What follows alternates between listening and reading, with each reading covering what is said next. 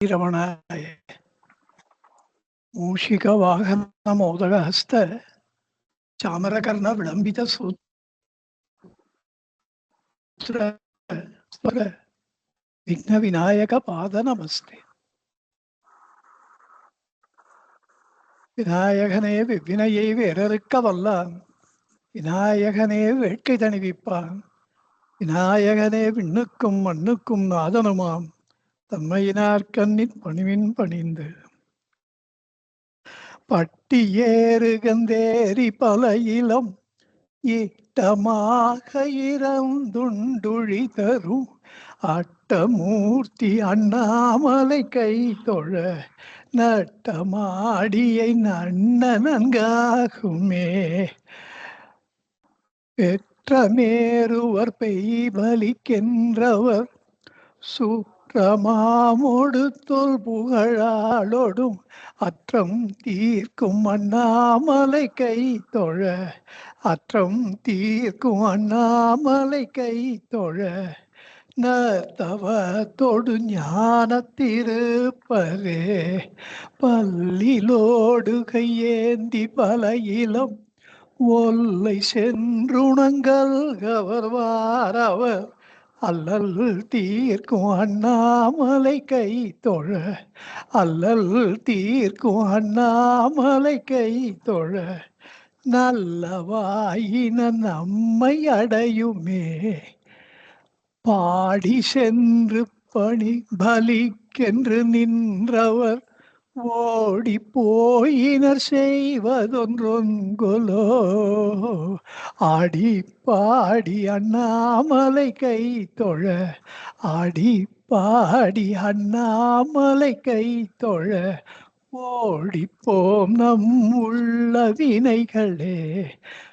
தேடி சென்று திருந்தடியே தும்மின் தேடி சென்று திருந்தடியே தும்மின் நாடி வந்தவர் நம்மையும் ஆட்கொள்வர். தேடி சென்று திருந்தடியே தும்மின் நாடி வந்தவர் நம்மையும் ஆட்கொள்வர். ஆடி பாடி அண்ணாமலை கை தொழ ஆடி பாடி அண்ணாமலை கை தொழ ஓடிப்போம் நம் மேலை வினைகளே. ஆடி பாடி அண்ணாமலை கை தொழ ஓடிப்போம் நம் மேலை வினைகளே. ஓடி போகும் நம் மேலை வினைகளே. ஏகமக்ஷரம் ஹிருதி நிரந்தரம் பாசதே ஸ்வயம் லிக்யதே கதம். சாட்சாத் சர்வேஸ்வரனாகிய ஸ்ரீ பகவானுக்கு நமஸ்காரம். அண்ணாமலையின் மனித வடிவமாய் திகழ்ந்த அந்த மகாபுருஷருக்கு நமஸ்காரம். அந்த அடியவர்கள் எல்லோருக்கும் சாந்தியை நல்கி இந்த உலக வாழ்க்கை என்னும் கோரமான இந்த சம்சார பாலைவனத்திலே ஒரு பாலைவன சோலையாக ரமணாசிரமத்தை நமக்கு அளித்த அந்த மகாபிரபுவுக்கு நமஸ்காரம். அவருக்கு மீண்டும் மீண்டும் நமஸ்காரம், மறுபடியும் மறுபடியும் நமஸ்காரம். அவருடைய பாதார விந்தங்களிலே என்னுடைய ஹிருதயார விந்தத்தை என்றைக்கும் என்றென்றைக்கும் சமர்ப்பிக்கிறேன். உங்கள் அனைவரையும் இந்த ரமண சன்னதி முறை பாடத்திட்டத்தின் கீழ் 31வது வகுப்புக்கு அன்போடு வரவேற்கிறேன். இந்த அருணை ரமணேசன் என்னும் இந்த பதிகத்தில் முதல் 5 பாடல்களுக்கு சென்ற வகுப்பிலே பொருள் பார்த்தோம். இப்பொழுது 6வது பாடலை தொடர்வோம். திருச்சிற்றம்பலம். வலக்கணுரவன் தமிழும் இடக்கண்ணாக மாண்பு சாலாரியமும் மகிழ்வனாமே. புலக்கண் உற வற்ற துறவோர் தெளிந்த புந்திக்குள் சந்திக்கும் போதனாமே. மலர்கண்ணரவு ஒழுகல் என அருள் பழுத்து வழியும் அலர்கண்முடைய வள்ளலாமே அலக்கண் அற அடியேனை ஆண்ட பெம்மா அவனாகில் அருணை ரமணே சன்னாமே வலக்கண் உற வண்தமிழும் இடக்கண்ணாக மாண்புசால் ஆரியமும் மகிழ்வனாமே. இந்த டமருன்ற உடுக்கையை அடிப்பதினாலே வேதங்களை படைத்தவர் பகவான் சர்வேஸ்வரன். அப்படி வடமொழியில் ஏகப்பட்ட கிரந்தங்களை அவரே இப்போ எல்லா வேதாந்த நூல்களும் கிட்டத்தட்ட அனைத்தும் இதுக்கு ஆரிஜின் யாருன்னு பார்த்தா பரமசிவன் பரமசிவைக்கு அருளியது தேவிகாலோத்திரம், பரமசிவன் குகனுக்கு அருளியது ஆன்ம சாட்சா்கார பிரகடனம், பரமசிவன் நந்திகேஸ்வரருக்கு அருளியது, பரமசிவன் மார்க்கண்டேய சுவாமிக்கு அருளியது. இப்படித்தான் இருக்கும். நிறைய ஈஸ்வரனிடத்தில்தான் இந்த மாதிரியான வேதாந்த தத்துவ நூல்கள் எல்லாம் பெருத்த அளவிலே வெளியே வந்திருக்கின்றன.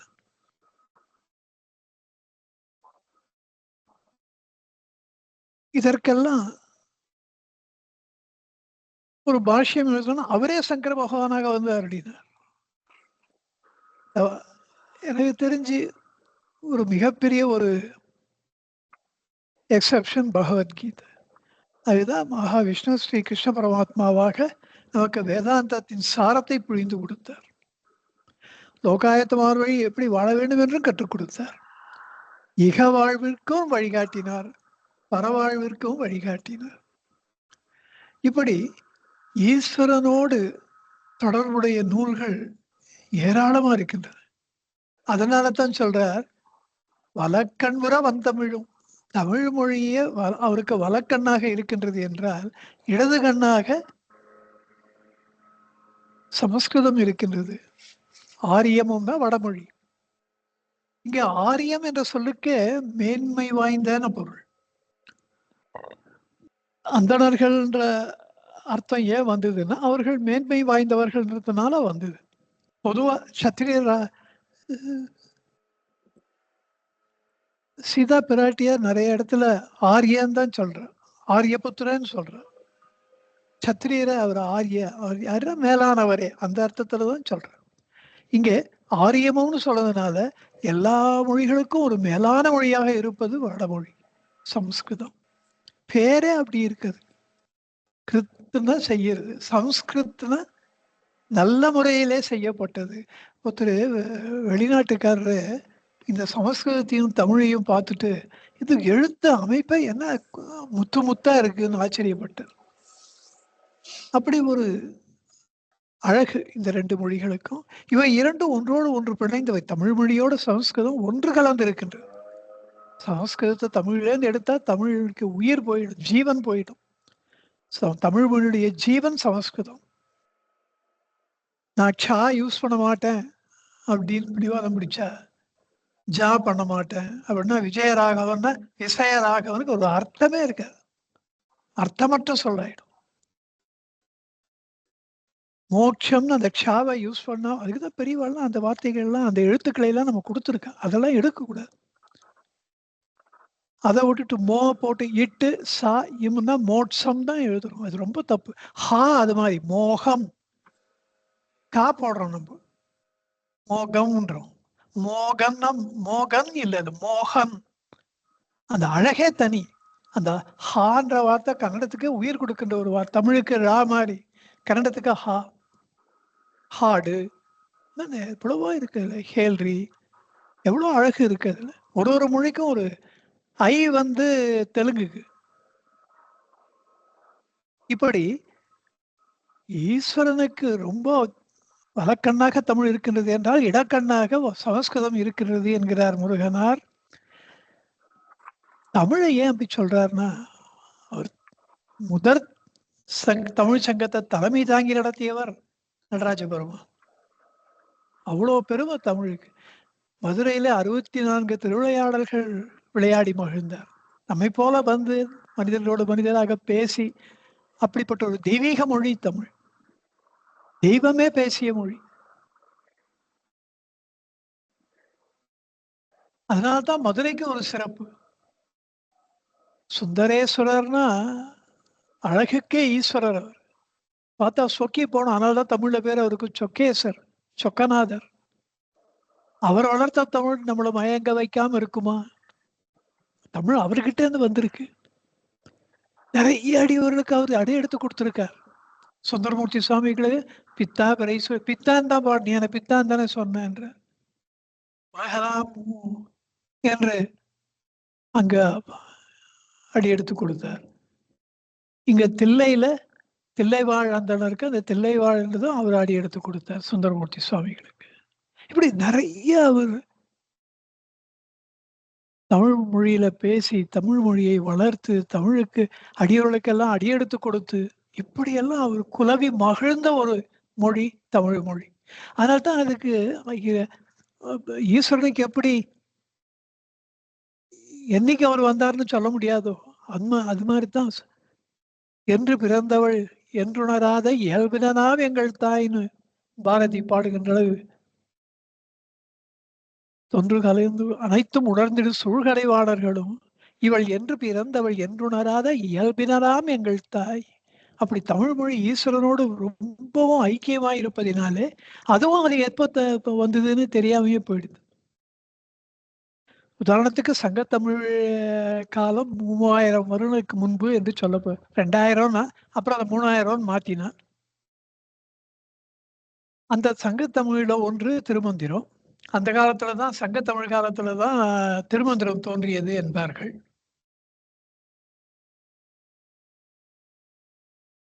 அது வருஷத்துக்கு ஒரு பாட்டு எழுதினான்ற. அப்ப அதுக்கும் முன்னாடி 3000 வருஷமா அவர் திருமூலர் வாழ்ந்து அதை எழுதி கம்ப்ளீட் பண்ணியிருக்கணும். அப்ப 6000 ஆண்டுகளுக்கு முன்னாடி அது ஆரம்பித்தது. 6000 வருடங்களுக்கு முன்பாக ஒரு மனிதன், ஒரு தமிழன் இந்த பரம வேதாந்தத்தை பேசுகின்றான் என்றால், அந்த மொழி அதுக்கு முன்னாடி ஓவர் நைட் பண்ண முடியாது. அதுக்கு முன்னாடி அந்த மொழியினுடைய வளர்ச்சி குறைந்தபட்சம் 10,000 15,000 வருஷமாவது இருந்திருக்கணும். அதனால தான் இது எப்போ தோணிதுன்னே தெரியல. அப்படி அது ஈஸ்வரனோடு அது ஒன்று கலந்திருப்பதினாலே. சமஸ்கிருதமும் அப்படித்தான். சமஸ்கிருதத்தை விட தமிழ் ஓல்டஸ்ட்னு இப்போ கண்டுபிடிச்சிருக்க. 2த்துக்கும் அப்புறம் தான் லாட்டின், கிரீக்கு, மேண்ட்ரின், இவர் சைனீஸ், இவர் ஹீப்ரூ இதெல்லாம் அப்புறம்தான். எனிவே அந்தந்த மொழியில் இருப்பவா அந்தந்த மொழியை அவஸ்தையா சொல்லிப்பா. பட் மொழி வல்லுநர்களே இதை எல்லாரும் ஒத்துக்கிறா. இப்போ தமிழ் மொழி தான் ஓல்டஸ்ட் லாங்குவேஜ் இந்த வேர்ல்டுன்னு. எப்படின்னா அண்ணாமலையில் இருக்கிற அந்த மண்ணு தான் ஜியாலஜிஸ்ட் எல்லாம் ஓல்டஸ்ட் மண்ணுன்னு சொல்றா. அது மாதிரிதான் இதுவும். இதுக்கெல்லாம் காலத்தை நிர்ணயிக்க முடியறது இல்லை. இப்படி இந்த தமிழ் வழக்கன் ஒருத்தர் அன்பர் கேட்டார் என்ன, அப்ப சமஸ்கிருதத்தை ஏன் முருகனார் இடக்கண்ணு சொல்றாரு? வேற எப்படி சொல்ல முடியும்? இதே சமஸ்கிருதத்தை வழக்கண்ணு சொல்லி தமிழை இடக்கண்ணு சொன்னா ஏன் தமிழ் இடக்கண்ணு? இந்த கேள்விக்கு முடிவில்லை. என்ன முடிவுன்னா, இப்போ இடக்கண்ணுக்கு வழக்கண்ணோட குறைச்சல் தானே, போனா போட்டோம். அந்த மாதிரி யாராவது நினைப்பாளா? வழக்கண்ணுக்கும் இடக்கண்ணுக்கும் ஏதாவது பாரபட்சம் பார்க்க முடியுமா? மனுஷனுக்கு 2ம் தான் வேணும். அப்படித்தான் 2 கண்கள். கண்ணுனாலே அது இன்றியமையாதது.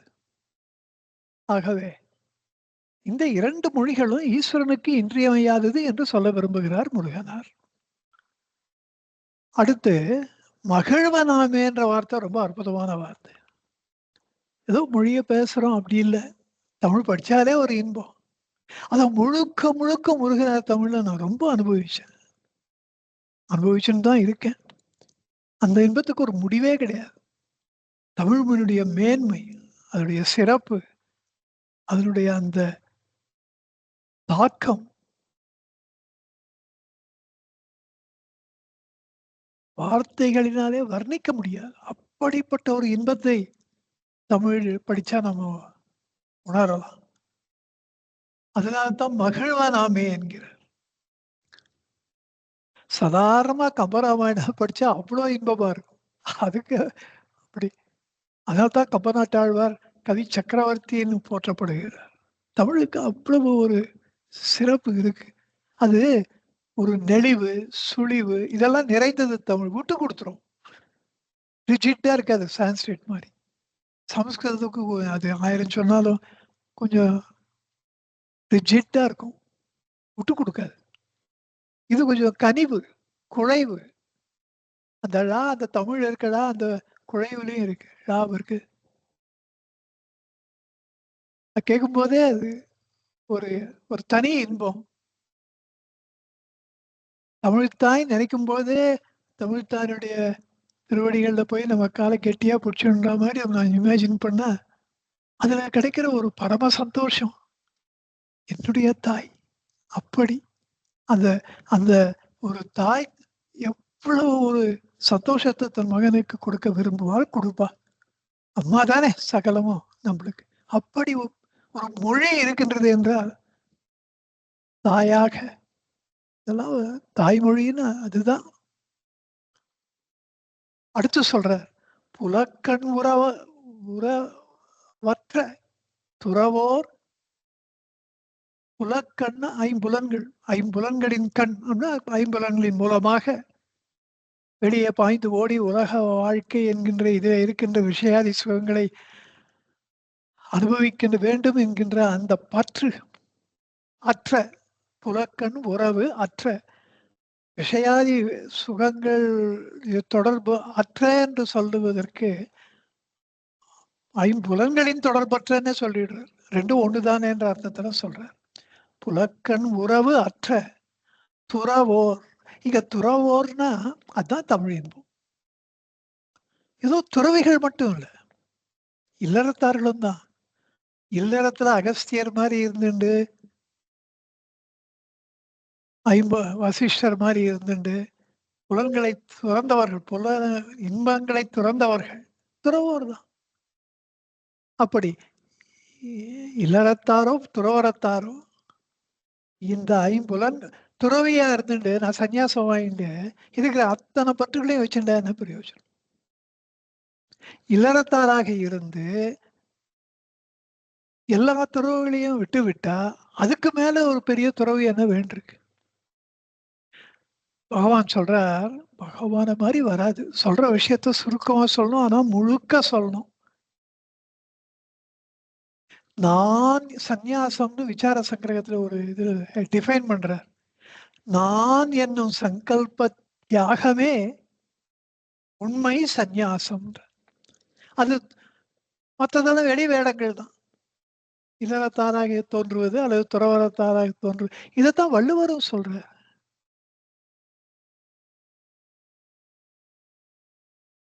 ஒழித்தலும் நீட்டலும் வேண்டா உலகம் பழித்தது ஒழித்து விடு. இந்த உலகமானது இவர் துறவரம் இவருக்கு போய் துறவரம் மோசம் பண்றாரு உலகத்தவர்களை, இவர் இப்படி கேரக்டர் சரியில்லையே அப்படின்னு துறவரத்தார சொல்றது. இல்லறத்தார இப்படி ஒரு காமாந்தகனா இருந்து என்ன என்ன இவர் ஒண்ணுமே சரியில்லை அப்படின்னு பேர் வாங்குறது. இதெல்லாம் தான் பழித்தது.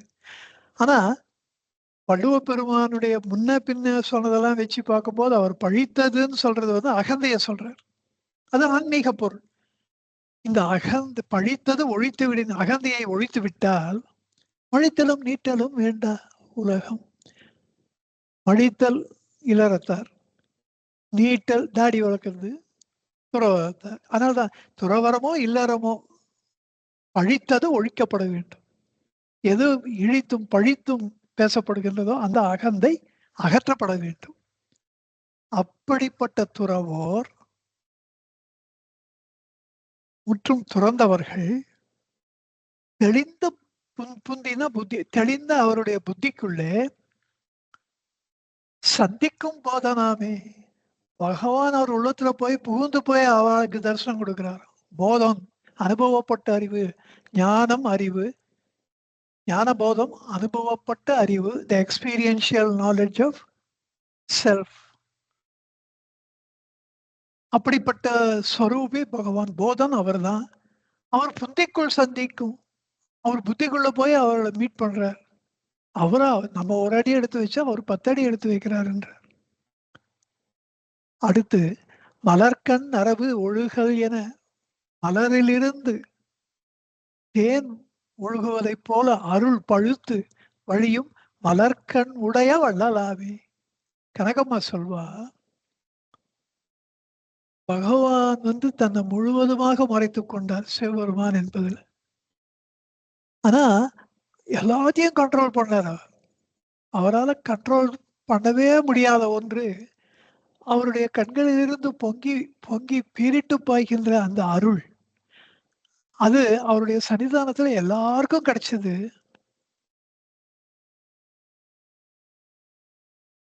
அது செல்வந்தரோ, வறிஞரோ, ஆணோ, பெண்ணோ, பண்டிதரோ, பாமரரோ, எந்த வித வயசானவரோ, சின்னவாளோ, ஒருத்தருக்கு கூட தவறாமல் விட்டு போகாமல் அந்த அருள் பழுத்து வழியும். அதனாலதான் முருகனர் அப்படி சொல்றார். மலரிலிருந்து தேன் தானாகவே ஒழுகுவதை போல அதனால அதை சாப்பிட முடியும், எடுத்துக்கொண்டு போய் சேர்க்கிறது. அப்படி அருள் பழுத்து வழியும் மலர்கண் உடைய வள்ளலாமே என்கிறார். இப்படிப்பட்ட அவருடைய அருள் எல்லார் மேலையும் பாயறது அப்படின்றது மட்டும் இல்ல, எனக்கும் கிடைச்சது. அலக்கண்ணற அடியேனை ஆண்டவெம்மான். அலக்கண்ண துன்பம், அதாவது அதுக்கு துன்பம்னே சொல்லிட்டு போயிடலாமே, அப்படி இல்லை. தொடர்ந்து வருகின்ற துன்பம், ஒரு முடிவே இல்லாம சில பேருக்கு துன்பம் வந்துட்டே இருக்கும். அதனால்தான் சொல்லுவா,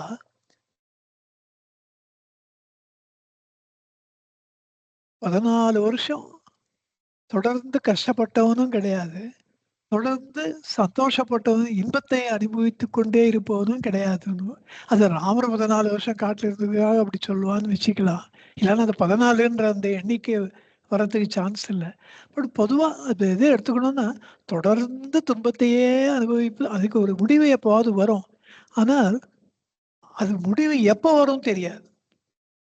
அப்படி தொடர்ந்து துன்பம் தாக்குவது இருக்கு பாருங்க, தாங்க முடியாமல் தவித்தல், துடித்தல், அதுதான் அலக்கண். அலக்கண் அற.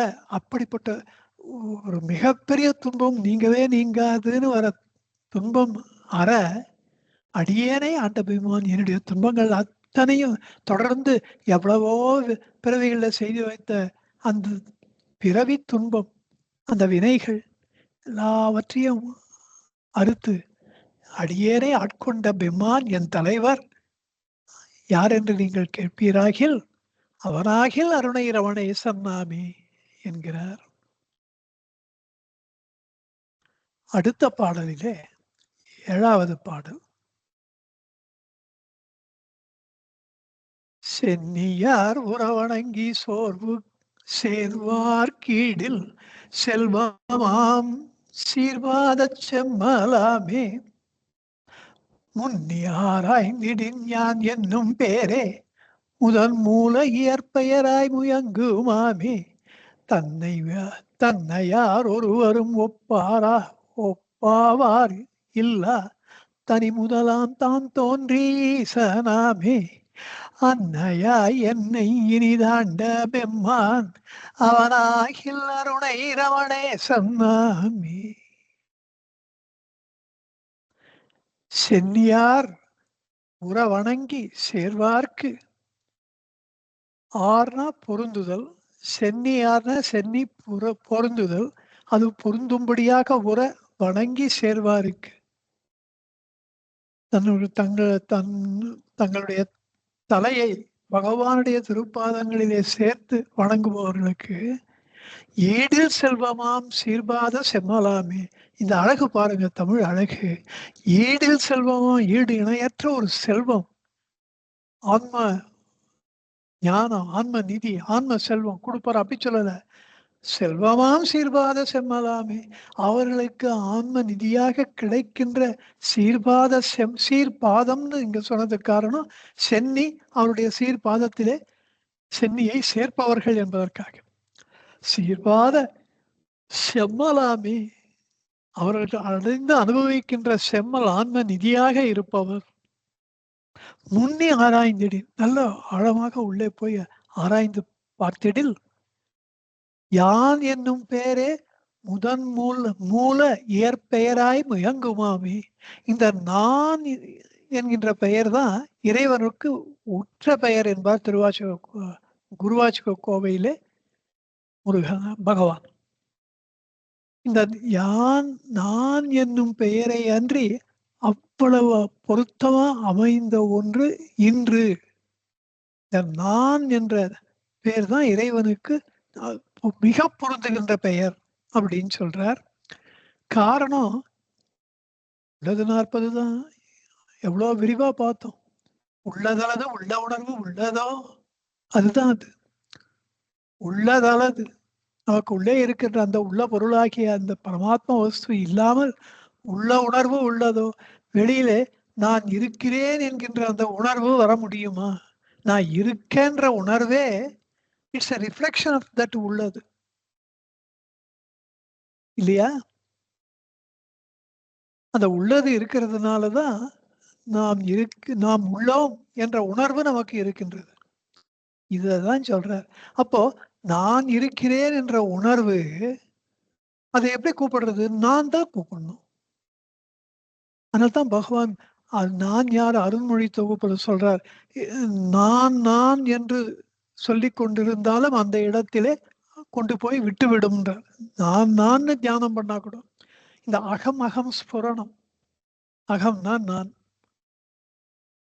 நான் என்ன இந்த ஐ கான்சியஸ்னஸ் ஆங்கிலத்துல, இதுதான் கடவுள் அப்படின்னு உபனிஷத் சொல்றது. ஹீப்ரு மொழியில இந்த ஜூஸ் என்ன சொல்றாவா கடவுளை யஹோவா, இங்கிலீஷ்ல சொல்லும்போது ஜெகோவா. அதனுடைய நேர் டிரான்ஸ்லேஷன் என்ன? ஐ ஆம் தட் ஐ ஆம். அகம் அகம் ஸ்புரணம். ஐ am that I am. It is a continuous process. I am that I am that I am that I am that. அதனால தான் ஐ ஆம் தட் ஐ ஆம்ன்றதோட நிறுத்திட்டேன்.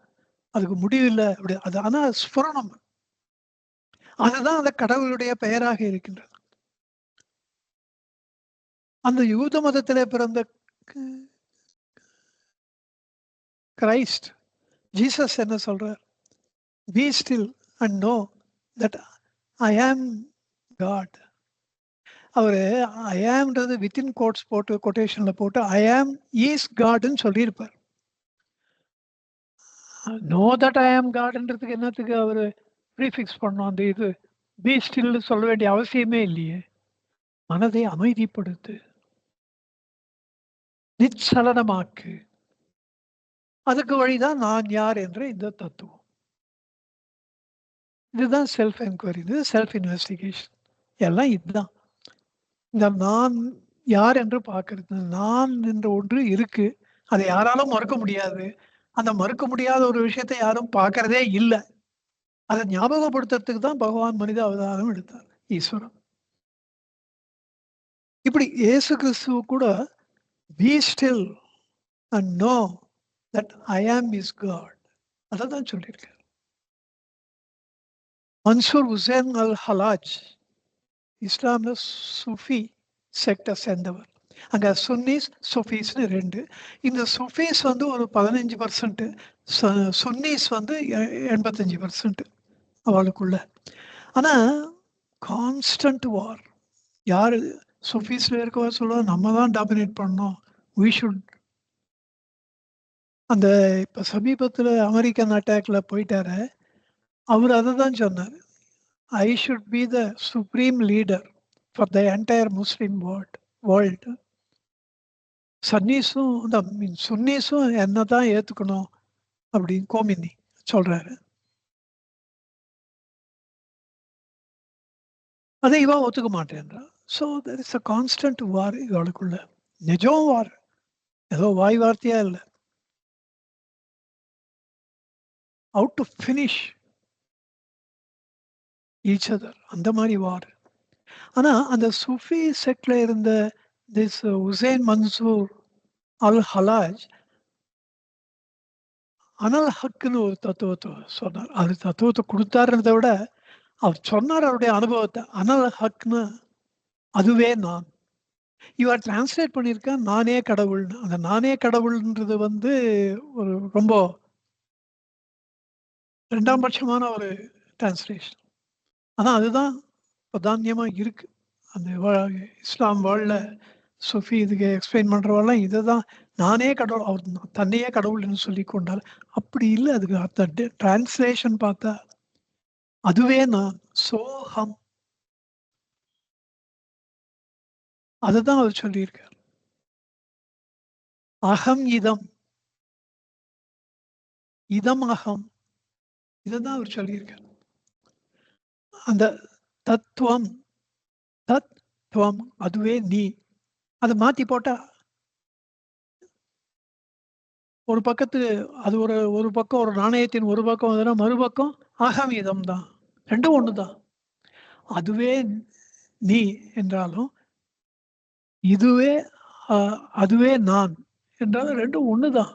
அகமிதம்னாலும் இதுவே நான் அப்படின்னு சொல்லிட்டாலும் அதுவே நீ என்று சொன்னால் ரெண்டும் ஒண்ணுதான். அது ஆன்மானுபவம். அது அதை அவர் அனுபவிச்சார். பட் மற்ற இஸ்லாமிய பெரியவர்கள் அவரை நீ தப்பு சொல்ற, அல்லாவோடு எப்படி நம்ம அல்லாஹ் ஆக முடியும்? ஒரு காலம் முடியாது. இப்போ இங்கே நம்ம இதுலயும் எல்லாம் இருக்கு. இந்த கான்செப்ட்ஸ் எல்லாம் காமன் தான். இப்போ வைஷ்ணவர்கள்லாம் நாங்க மோட்சமே வேணாம், வைகுண்டத்தை போய் பெருமாளுக்கு சேவை பண்ணிட்டு இருந்தா போறோம். அது ஒரு சுப்ரீம் பக்தி. அது அப்படி போயிட்டா அது என்டையர் ரெஸ்பான்சிபிலிட்டி ஆயிடுது மகாவிஷ்ணு அவளுக்கு ஞானத்தை கொடுக்கறது. அதை அவர் சொல்லவும் சொல்றார் பகவத்கீதையில. என் மீது அன்பு வைக்கின்ற பக்தன் எனக்கு மிகவும் பிரியமானவன். அவன் அர்ஜுனன் கேட்கிறான், அவனுக்கு பக்தன் பிரியமானவன் யோகின்னு ஒன்று கலந்தவன் ஞானி. அவன் உங்களுக்கு யார் அவனுக்கு ரொம்ப பிடிக்கும்னு? பக்தன் எனக்கு மிகவும் பிரியமானவன். யோகியோ நானாகவே இருக்கிறான்.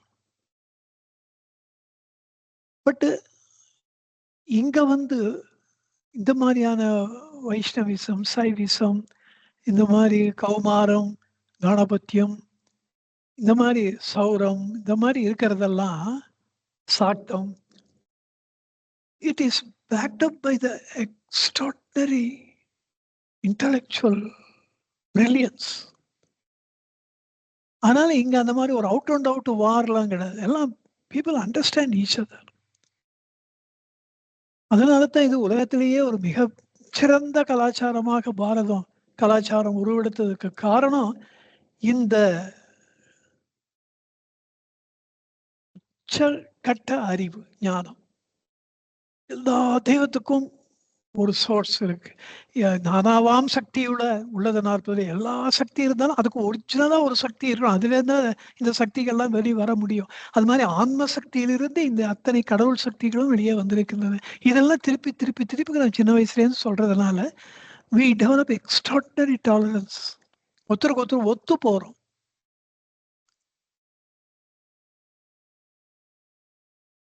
அது அவ அன்னைக்கு ஒத்துக்கல. இஸ்லாம் மதத்துல ஃபண்டமெண்டலிஸ்ட் அப்போ இன்னைக்கு தான் இருக்கா, அப்போ தான் இருக்கா, எப்போ தான் இருக்கா. அவருக்கு மரண தண்டனை விதிக்கப்பட்டது. ராஜா கிட்ட கோல் மூட்டி அவரை ஜெயில போட்டு அவர் திடீர்னு ஜெயில இருந்து காணாம போயிட்டார். அங்க அது அவர் காணாம போறதுக்கு முன்னாடி நிறைய பேர் அங்க காணாம போயிட்டு இருந்தா கைதிகள். அப்புறம் இவ ராஜா வந்து ஒற்றர் எல்லாம் அனுப்பிச்சு கிமிச்சு வெளில தேடினா அந்த ராஜ்யத்துக்கு அப்பாற்பட்ட எல்லைகள்ல அவளுடைய கண்ட்ரோல் இல்லாத இடத்துல அவர்கள் சௌக்கியமா வாழ்ந்து கொண்டிருப்பதை பார்த்தார்கள். இவர் எல்லாரையும் டிரான்ஸ்போர்ட் பண்ணிட்டார் அந்த இடத்துக்கு. ஏன் பண்ணார்?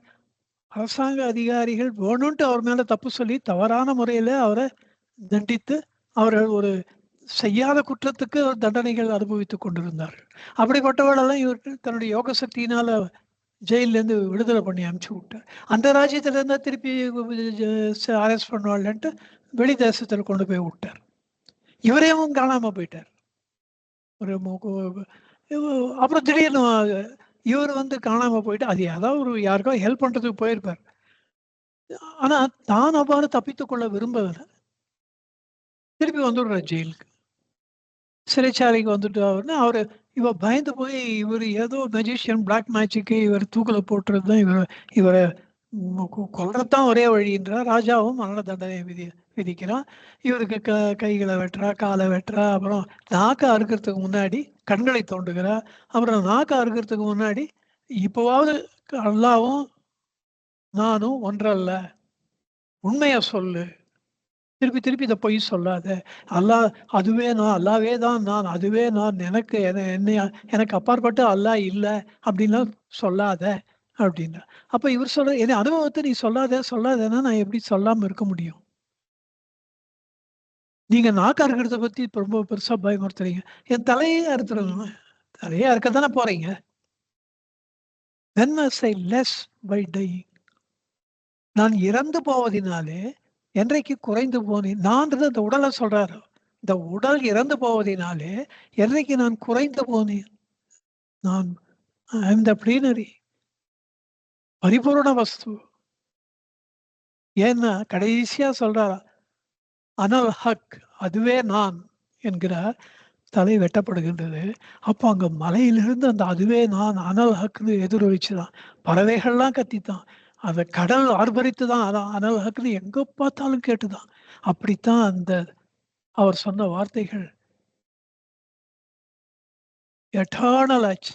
நிரந்தரமான வார்த்தைகளாக அங்கே எதிரொலித்துக் கொண்டிருக்கின்றன. இன்றைக்கும் ஒவ்வொருவர் மனதிலும் எதிரொலித்துக் கொண்டிருக்கின்றது.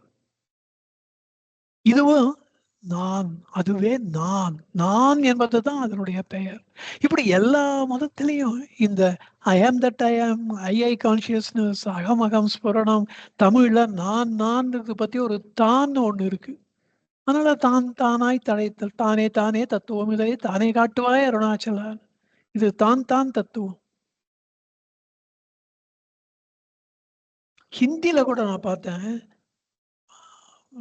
வடக்க போனா பீகார்லாம் போவேன். ஒரு காலத்துல போயிட்டு நான் அப்ப பார்த்தேன்.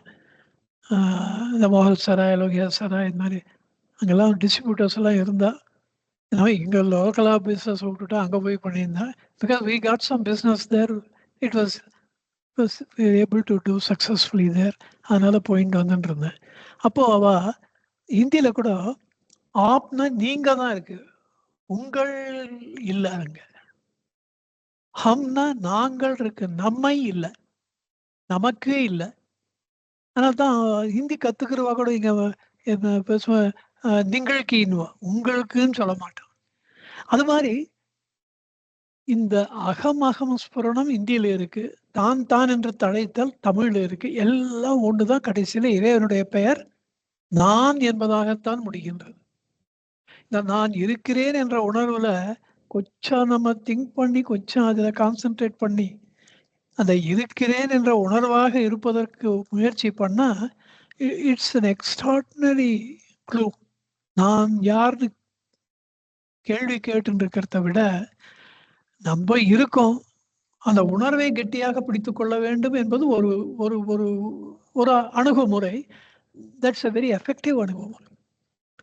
அந்த அப்படி நான் யார் என்று அந்த நான் என்கின்ற அந்த உணர்வை கெட்டியாக நாம் பிடித்துக்கொள்ள முயற்சிக்கும் பொழுது ஏதாவது ஒரு நினைவு வரும். அப்ப நான் யாருன்னு கேட்கலாம்.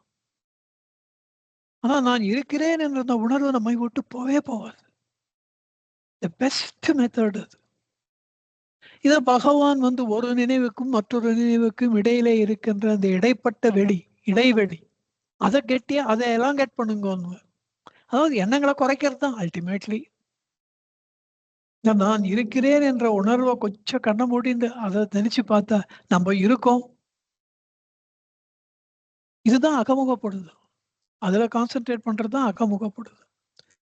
அல்டிமேட்லி அதான். இந்த நான் என்பது தான் ஒரு நாய்க்கு இருக்கின்ற மோப்ப சக்தியைப் போல, நான் இருக்கிறேன் என்ற அந்த உணர்வு தான் நமக்கு இறைவன் அளித்திருக்கின்ற ஒரு மோப்ப சக்தி. அத கெட்டியா பிடிச்சுட்டு போய் அந்த உண்மையான அந்த உள்ளத போய் அடைவது என்பது நம்மால் இயன்ற காரியம். இத விசார சங்கரத்துல பகவானே சொல்றார்.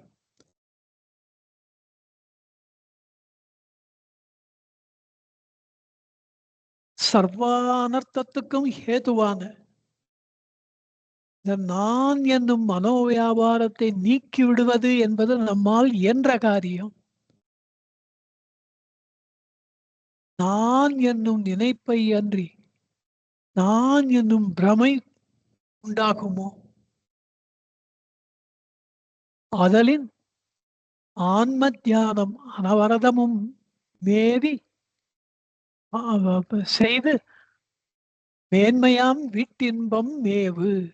இந்த வீட்டின்பத்தை அடைவது, வீடு பேறு அடைவது, இந்த மோட்ச பதம், முக்தி நிலை அடைவது என்பது நம்மால் இயன்ற காரியம் என்கிறார். அதுல சந்தேகம் வேண்டான்றார். குரு வார்த்தையில சந்தேகம் கூடாது.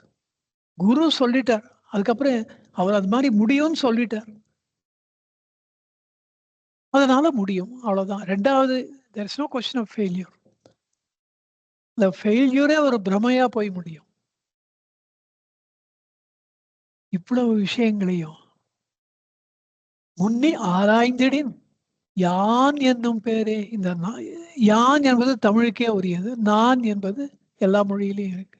இந்த யான் என்னும் பேரே முதன் மூல இயற்பெயராய் முயங்குமாமே. இதுதான் இதனுடைய முதற் பெயராக விளங்கி பிரகாசித்துக் கொண்டிருக்கின்றது. தன்னையார் ஒருவரும் ஒப்பாவார் இல்லாத தனக்கு நிகராக ஈடு இணையற்றவராக திகழ்கின்ற தனி முதலாம் தான் தோன்றி ஈசனாமே. தனி முதல் அவர், முழு முதற் பொருள் தான் தோன்றி. இவனா தான் தோன்றித்தனமா பண்ணிட்டு இருக்கான் அப்படின்னு. அது ஒரு ஒரு வேர்ட் ஆஃப் டிப்ரிசியேஷன். அதை ஒரு வசதியா யூஸ் பண்றார். தான் தோன்றி தாயுமிலி தந்தையிலி தான் தனியன் ஆயினும், அதனால் தான் தனி முதலாம் தான் தோன்றி ஈசனாமே. அந்த பரமேஸ்வரர் பகவான் அன்னையாய் என்னை இனிது ஆண்ட பெம்மான் அவனாகில் அருணை ரமணேசன் நாமே.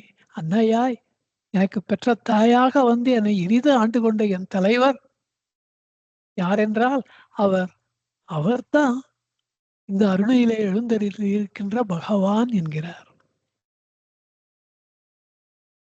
இனி அடுத்த பாடலிலே 8வது பாடல்.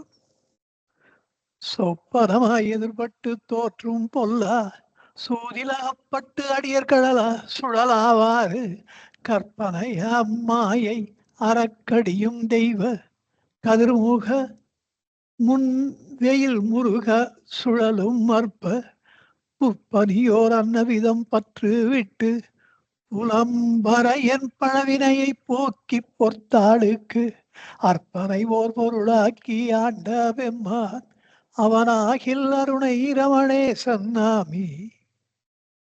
சொப்பனமாய் எதிர்பட்டு தோற்றும் பொல்லா சூதில் அகப்பட்டு அடியார் சுழலாவாறு.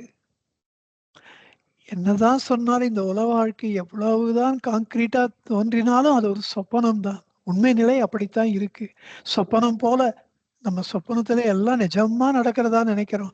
அப்படி இந்த நோக்கி எதிர்பட்டு தோற்றும் பொல்லாத சூதில், இந்த உலக வாழ்க்கை, உலகம் என்கின்ற உலகாதி விஷய சுகங்கள் என்ற சூதில் அகப்பட்டு அடியவர் சுழலாவாறு. அதுல அந்த சூறை காற்றிலே அடியவர்கள் அகப்பட்டு சுழன்று கொண்டே இருக்கும். அதுல வெளில வர முடியாது.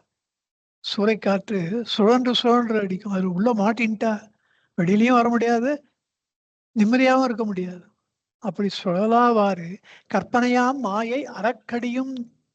இந்த கற்பனையாகிய அகந்தை மாயையை, மாய அகந்தை அற முழுவதுமாக கடியும் ஒழிக்கும் தெய்வ கதிர்முகம் முன்வெயில் முருக.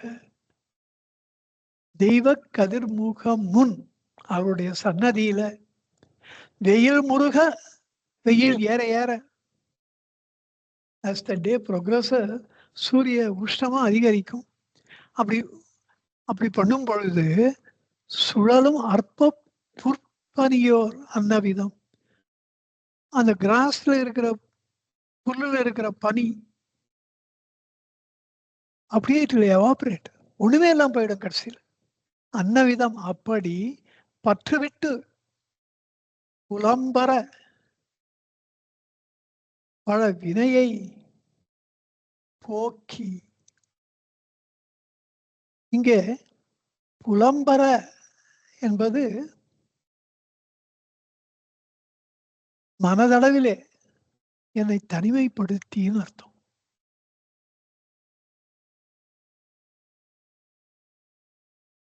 நல்லலால் அன்றி ஞாலம் அவை தரல் என்றும் இல்லை.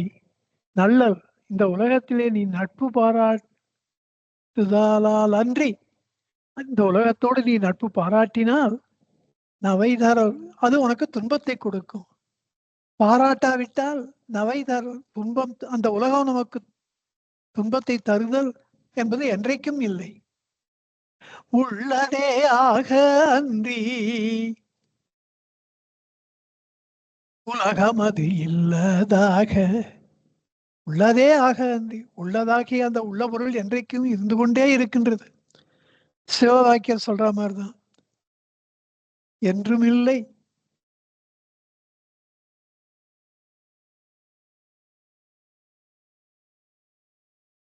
இல்லை இல்லை என்றும் இல்லை என்று நின்ற ஓர் பொருளின் எல்லை கண்டார் இங்கு வந்து பிறப்பதிங்கு இல்லையே என்கிறார். இல்லை இல்லை, இல்லை என்பது இல்லவே இல்லை இந்த உள்ள பொருளுக்கு, என்றும் இல்லை. இருப்பது என்பது என்றைக்குமே இல்லை அகந்தைக்கு. இந்த இரண்டின் பொருளை உணர்ந்தால் இங்கு வந்து மறுபடியும் பிறப்பது என்பது இல்லை. எது உள்ளது என்பது தெரிந்து கொண்டு, எது இல்லாதது என்பதை உணர்ந்து கொண்டு, அப்ப பிறவி துன்பத்திலிருந்து விடுபடுகிறோம். இங்கு பிறப்பது இங்கு இல்லையே. அப்படி தனிமைப்படுத்துதல், உள்ளதே ஆக உலகம் அது இல்லாதாக, நல்லலால் அன்றி ஞாலம், இந்த பூமி நவைதரல் என்றும் இல்லை. நட்பு பாராட்டுவதனால் தான் இந்த உலகம் நமக்கு துன்பத்தை கொடுக்கும், இல்லைன்னா துன்பம் கிடையாது. அப்ப நட்பு பாராட்டக்கூடாது. மெல்லவே மனத்தால் ஏழு விற்கிடை அகன்று போகென்று, மெல்லவே, நான் உன்னை உடனே திடீர்னு விட்டுடுப்பா அப்படின்னு சொல்லல. கொஞ்சம் கொஞ்சமா பிராக்டிஸ் பண்ணி, அதுதான் பிராக்டிஸ். நான் யார் என்று பார்க்கிற பிராக்டிஸ் எதுக்குன்னா, கொஞ்சம் கொஞ்சமா உலகாதி ஆசைகளை துறப்பதற்குத்தான். மனது வெளிமுகப்படுகின்ற மனதை அகமுகப்படுத்துவதற்குத்தான். மெல்லவே மனத்தால் ஏழு விற்கிடை அகன்று போகின்ற, 7 வில் தூரம்னா ரொம்ப தூரம் போயிடு. அது ஒரு அளவு, 1000 வாட்டி சொன்னா 1000 வாட்டியா கரெக்டா எண்ணி சொல்றோம், நிறைய வாட்டி சொல்றோன்றது. 7 விற்கிடை, 7 அடி 7 வில் தூரத்துக்கு போன ரொம்ப தூரம் போயிடு இந்த உலகத்தை விட்டு. மெல்லவே மனத்தால், ஆனா மனதினாலே போ, மனதுக்குள்ளே அகமுகப்பட்டு போ. வெளி உலகத்துல நீ எல்லாரையும் போல சகஜமா இருந்து கொண்டிரு. பகவான் நமக்கு அப்படிலாம் இருந்து காண்பித்தார். எல்லாரும் கூட இன்டராக்ட் பண்ணி தான் இருந்தார். நான் தனியா இருப்பேன், நான் தனி அப்படிலாம் இல்ல, சகஜமா இருந்தார். அப்படி மெல்லவே மனத்தால் 7 விற்கிடை அகன்று போகென்று ஊருடன் ஒத்துவாள். அப்படி ஒத்துவாள், இந்த உலகத்தினால உனக்கு துன்பம் வரும், அதுக்கு அதை பண்ணிடு. ஆனா உனக்கு உள்ள தனிமைப்பட்டு போ, இந்த உலகத்திலிருந்து ரொம்ப தூரம் விலகி போயிடு என்று உள்ளவாறு உரைத்தோ நல்லால் ஒரு தெய்வம் உணர்ந்திலேனே. இவ்வாறு இருக்கிற உண்மையை இருக்கிறபடி எனக்கு உரைத்து என்னை நல்வழிப்படுத்திய இந்த பகவானை தவிர ஒரு தெய்வம் அறிந்திலேனே, வேற தெய்வம் என் கண்களுக்கு படலையேன்றார் முருகனார். அதைத்தான் இங்க சொல்ற, புலம்புற அந்த அன்னவிதம் பற்றுவிட்டு புலம்புற அந்த பற்றுக்களை நீக்கி என்னை தனிமைப்படுத்தி என் பல வினையை போக்கி பொற்றாளுக்கு அர்ப்பனை ஒரு பொருளாக்கி ஆண்ட பெம்மான் அவருடைய பொற்பாதங்களிலே என்னையும் ஒரு பொருளாக்கி தாக்கு நல் ஆனந்த ஜோதி அணு தன்னின் சிறிய எனையும் பொருளாய் போக்கு வரவற்றிருக்கும் சுத்த பூரணமாக்கி நான் புதுமை கண்ணின்னே. அருட்புறம்பல்ல தாய்மானவர் தாக்கு நல் ஆனந்த ஜோதி, என்னை இந்த பரமாத்மா வஸ்து வந்து தாக்கியது பகவானை தான் நான் நினைச்சுக்கிறேன். தாய்மானவருடைய அனுபவம் பகவானுடைய அனுபவம், அந்த அருணாச்சல சக்தி அவரை வந்து தாக்கியது, அதனால மரண பயம் ஏற்பட்டது. மரணபவம் ஏற்பட்டு அவர் அருணாச்சலேஸ்வரிட போல. அருணாச்சலேஸ்வருடைய அளவு கடந்த அந்த ஆத்ம சக்தி அவரை தாக்கியது. அப்போ அகந்தை அழியும் போது நம்ம செது போயிடுவோமோ, இறந்து விட்டோமோ அப்படிலாம் அவருக்கு ஒரு பயம் வந்தது. ஃபேர் ஆஃப் டெத் அப்படித்தான் வந்தது. அணு தன்னின் சிறிய எனையும் ஒரு பொருளாய், அணுவை விட ரொம்ப அற்பத்திலும் அற்பம் அப்படி இருக்க என்னையும் ஒரு பொருளாய் போக்கு வரவுமற்ற சுத்த பூரணமாக்கினான். என்ன புதுமை புதுமை காண்பின்னே என்கிறார் தாய்மா. அப்படித்தான் பகவானுக்கு நிகழ்ந்தது. இங்க முருகனாரும் அதை தான் சொல்ற. அருணாச்சலேஸ்வர் பகவானுக்கு பண்ணதை பகவான் முருகனாருக்கு பண்ணியிருக்கார். ஒரு தீபம் 10 தீபத்தை ஏற்றுவதை போலத்தான் இது. அர்ப்பனை ஒரு பொருளாக்கி ஆண்ட. இங்கே இப்படி எல்லாம் செஞ்சவர் யார் என்று என்னை கேட்பீராகில் அவராகிய அருணை ரமணேசனாமி. அவர் அருணாச்சலத்திலே இருக்கின்ற எங்க பகவான் தான் அது என்று பெருமையோடு சொல்லிக் கொள்கிறார். இங்க புலம்புதல்னு அர்த்தம் நம்ம வச்சக்கூடாது. இந்த தனிமைப்படுத்துதல் அப்படின்ற அர்த்தம் சங்க தமிழ்ல இருக்கு. அந்த மாதிரி அர்த்தத்துல அங்க யூஸ் பண்ணியிருக்கா. இந்த மாதிரியான வார்த்தைகள் தான் திருவிகா டாக்டர் ஊவேசா போன்றவர், தமிழ் தாத்தா போன்றவர்கள் இந்த 20வது நூற்றாண்டின் சங்கத்தமிழ் புலவர் அப்படின்னு முருகனாரை போற்றுவதற்கு இப்படிப்பட்ட பாடல்கள் தான் உதாரணம். பயம்னா பலன்னு ஒரு அர்த்தம் இருக்கு, முருகனார் யூஸ் பண்ணியிருக்க. நன்றினா கிரேட்ஃபுல் இல்ல, நன்மைன்னு ஒரு அர்த்தம் இருக்கு. மகன் தந்தை காற்றும் இவன் தந்தை என்னோற்றான் என் கொடும் சொல்.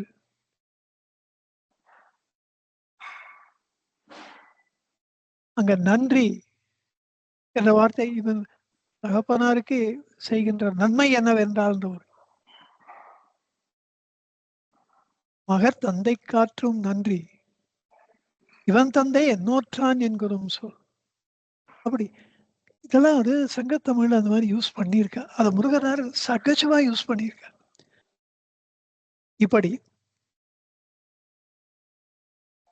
இது ஒரு பாடல், ஒரு உதாரணம் என்பதற்காக சொன்னேன். புலம்பரன்ற வார்த்தை ரொம்ப it has its own significance. புலம்பர என் பழவினையை போக்கி, அதாவது என்னுடைய பழைய வினைகளை எல்லாம் போக்குவதனாலே என்னை தனிமைப்படுத்தி, அதாவது தனிப்பட பொதுவில் வைத்து என்னை கைவிட்டு விடாமல் என்னை தனிப்பட என்னை தேர்ந்தெடுத்து என்னை தனிமைப்படுத்தி என்னோடு சேர்த்து கொண்டார் அப்படின்ற அர்த்தம்.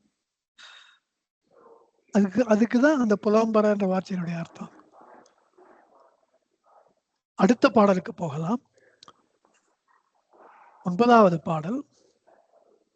மதனாகம் பொடியாக மாநிலத்தின் மடிந்து விழத்தி விழித்த மன்னனாமே, சுதனாக களிற்றுமுக தோன்றலோடு சுடர்விடு சுப்பிரமணியும் உடையனாமே, கதனாகம் கயிறாக கடையல் உற்ற கடல் வரு நஞ்சமுதாக காதலித்த, அதனால் என்றனையும் உவந்தாண்ட பெம்மான் அவனாகில் அருணை ரமணேசன் நாமி.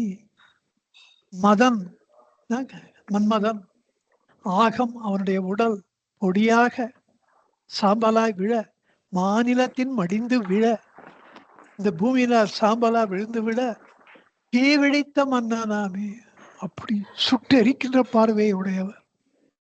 கதனாக களிற்று சுதனாக, சுதன்ன மகன் குழந்தை, அப்படி களிற்று முக தோன்றலோடு விநாயக பெருமானோடு சுடர்விடு சுப்பிரமணியும் உடையன. எப்படிப்பட்ட 2 பிள்ளைங்க, 2 மகன்கள், எப்படிப்பட்ட ஒருத்தர் விநாயக பெருமான், இன்னொருத்தர் சுப்பிரமணிய சுவாமி. இப்படியெல்லாம் ஒரு குழந்தைகள் ஒருத்தர் இருக்கணும்னா அவருடைய பெருமை எப்பேற்பட்டது. அதுக்காக சொல்றார். பயனாமி உடைய வனாமே வரணும், செயலுடைய விட்டு குறுக்கள் விகாரம் உடையனாமேன்ட்டார்.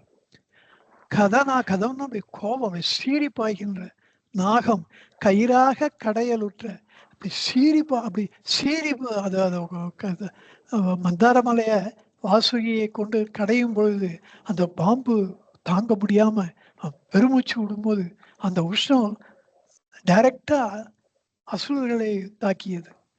தேவர்கள் வால் பக்கம் பிடிச்சி பண்ணதால் தப்பித்துக் கொண்டார்கள்.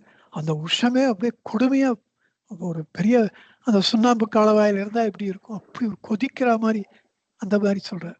அந்த மாதிரி கதாநாகம்னா வாசுகி, சீறுகின்ற வாசுகி பாம்பு கயிறாக கடையில் ஊற்ற, அதை கயிறா வச்சு கடையும் பொழுது கடல் வரு நஞ்சு அமுதாக காதலித்த, கடல்ல எழுந்த அந்த அழகால விஷத்தை தைரியமா காதலித்த விரும்பி அருந்திய ஒருத்தர் சாப்பிட்டாருனாலே பிடிக்காம சாப்பிட்டாருன்னு இவரு இல்ல, அவருக்கு அது நியூட்ரல், அது பிடிச்சே சாப்பிட்டாருன்றாரு. அதை பத்தி கவலைப்படாம அதை ஐயோ மூஞ்சி சுழிச்சிக்காம அந்த நஞ்சை சாப்பிட்டார்.